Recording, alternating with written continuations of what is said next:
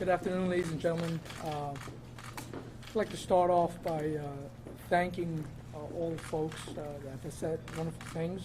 But I want to mostly thank my colleagues because they do this every single day, day in and day out. So what you saw was probably what happens all the time.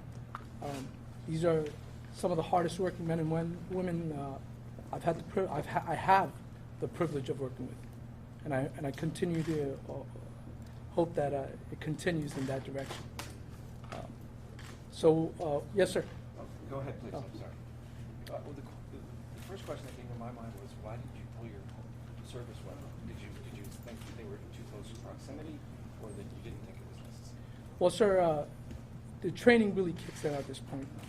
I've had the privilege of going through the police academy, and also the privilege of training in the Army. That life is precious, and going to that weapon is not necessarily the first thing that we should be thinking about. There are other tools that we've been given, other tactics that we've been shown, and we've got to use all the resources before we go to deadly physical force.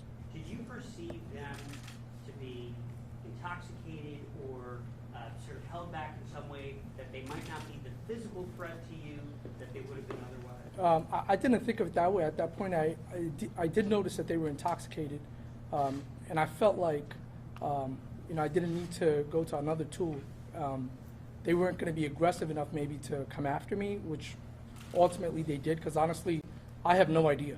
I didn't even know this was recorded until I got the call the following morning, and I was like, whoa, what is this? At the time, I thought I just had fended off and everything was good. We saw the severity, of course, afterwards, but during the incident, nothing had occurred to me. I thought everything was okay. I thought I was just dealing with some vagrants, and we're going to get them the help they need and go forward. So what was your plan B if they kept coming and they really ganged up on you? Well, I wasn't thinking about plan B and C. Plan A was to protect myself and my safety zone. And my safety zone for me, and everybody's different, my safety zone is at least 6 feet. And typically that's the space I like when I even speak to anyone. Did you go through the academic de-escalation training? I'm sorry, sir, can you repeat that question? De-escalation training? Oh, yeah, absolutely. That's one of the picture zone things that we are taught. De-escalation. Verbal judo is probably one of the biggest things. And then whatever the situation calls for. You can't really second guess the situation a police officer is going to be in.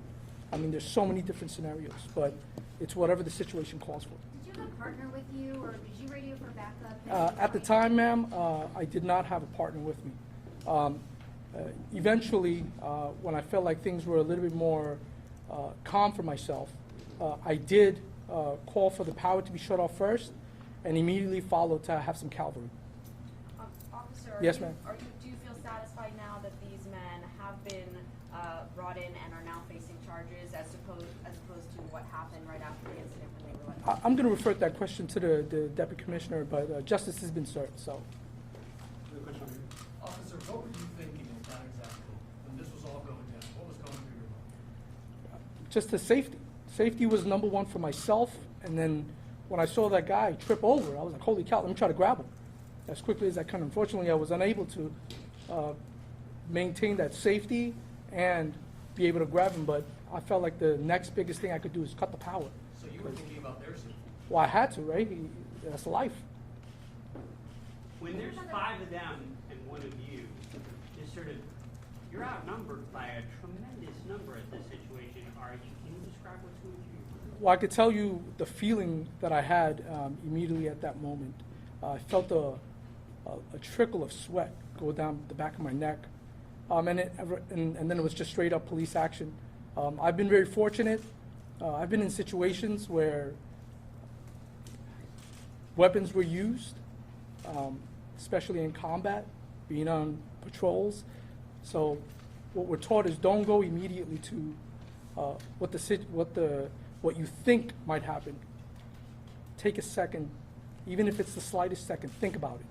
So the police department, the Army, have really groomed me for that, to be able to take that second and think about something, even if it's a slight second, because that slight second is sometimes all we need in order to make our next move. What impressed so many people, everyone, is how calm you stayed and your concern for them. Please don't make me hurt you, is what you said. Instead of don't hurt me, it's like, I don't want to hurt you. Well, so that's what we're taught at the academy. You know, it's preserving life. Courtesy, professionalism, and respect. And that's a part of respect. Please keep your distance from me.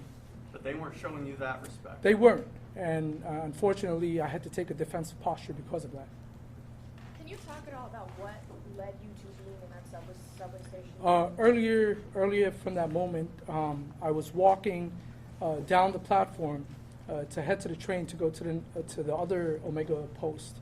When I was approached by a female, probably ages between 45 and 50, and she told me, you know what, officer, I'm scared. I feel distressed. What she described to me was harassing. I told her, calm down, tell me what's going on. She said, there's a couple of guys at the end of that platform. And I approached calmly, and I told them, hey, I don't care where you go, but you can't be here. You're scaring our customers. And the public is generally feeling unsafe. And that's our ticket to let them know that they got to move.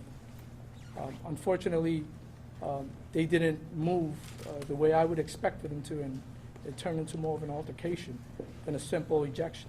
So what other defensive moves, like obviously you went for their legs, what other defensive moves were you thinking about to protect yourself and not to further harm? I'm trying to survive. That's the number one thing. And I can't tell you what would be the next thing, ma'am, other than that I want to go home. And I bet every police officer in the city thinks exactly the same thing. We're going home. What do you think about all this praise and attention? I know you said you didn't even know the video had gone viral, but now, you know, in the 3 days since, everyone is saying you did a great job, and I'm sure you've gotten word from all over. Thank you is all I could say. But honestly, at that moment, I had no idea what had transpired. But the biggest support channel for me has been my family and my second family, the police department, and also my second family, the Army. I couldn't tell you how many guys called me back over from overseas. They're calling me and telling me, hey, I just saw you on TV. What's going on? So, but mainly my officers that I'm working with, and I got to say, this man right here has been really, really supportive too. And I know you guys can't see that, the guy right here behind you, but my cousin, if you can join us here, brother, if you don't mind, sir, if it's all right. Incredibly supportive. He's been a mentor of me before I even joined the police department. He's always guided me. Thank you very much. Do any of the supervisors want to say a few words? First Officer Ali did a great job that night. He kept the situation from maybe escalating and getting worse. And it was a perfect outcome. Nobody got hurt. And we're lucky to have him in our Transit Bureau and the New York City Police Department. He did a great job that night, and, you know, he should be commended. What he did was caught on video, but there's actions of men and women every single day in the department where people don't see the action on video. Can you address that? Sort of what he's doing is what he was supposed to do. Right? Well, that's true. The training that he received from the police department, and like he said, the military, he used. And there's a lot of social media out there now, so there's a lot of videos that do get posted. But police officers, like you just said, not all of them do. So there's great acts of bravery and great police work done every day by the Transit Bureau and by other members of the police department that don't get caught on video. And they do a great job every day out there. May I ask about this, understanding that when the subways start looking like that, it's a sign of the quality of life in New York City. There's been some discussion about that from a previous commissioner. Does this help show what you are dealing with down there, and whether or not it's getting worse, as far as you can tell? No, I mean, I wouldn't say it's getting worse. You know, there's quality of life, you know, issues in the subway. There always has been, and you know, we take enforcement action when we see it. You know, we go out there, we correct the violations that we see. You know, we get also stuff that's called in by the public or that's sent into the MTA, and we go and correct those conditions as we learn about them. Is there any understanding that maybe partners need to be be looked at, or responding alone to something that turns into this? Is there any lesson learned or something that could change in the future based on this incident? Can you be a little more? I mean, like, you know, in this case, you have an officer, for whatever reason, he's alone. Yes. He doesn't have a partner or backup at that moment. Yes. Is there anything that can change in that regard? No, or I mean, should change in that I mean, we'll look at, you know, we'll look at that. Yeah. Let's go, guys. Yeah, the officer, Yes. what about social media? You're not on it, is that No, true? sir, no, so I don't engage in social media. I think the cat's out the bag. But I used to do in the military, obviously, they didn't require me to stay off of social media, but obviously that's not gonna happen anymore. Folks know who I am, so maybe I will think about it. I'm not too sure though, because it's addictive. You and I mentioned don't wanna about be around. calls from overseas. Can you just tell us the strangest? Oh, or the oh yeah. most Well, unusual- I'll tell you. One of my soldiers in the Army, he's actually a sergeant overseas, doing wonderful things for us. He called me and he also messaged me saying, "I couldn't believe that was you." I was like, "What the hell's going on?" I was like, just being a cop." He's like, "You know what, brother? You're actually absolutely right." So what does this say? Is it a practice of yours to use restraint? You talked about that. Give it a second, and do you think more of that should be done, or is that an individual? That has to be a situation-based, ma'am. That has to be. Because like I said, there's 1,000 different situations that a police officer can encounter. And whatever that police officer deems most safe for himself and the public will execute.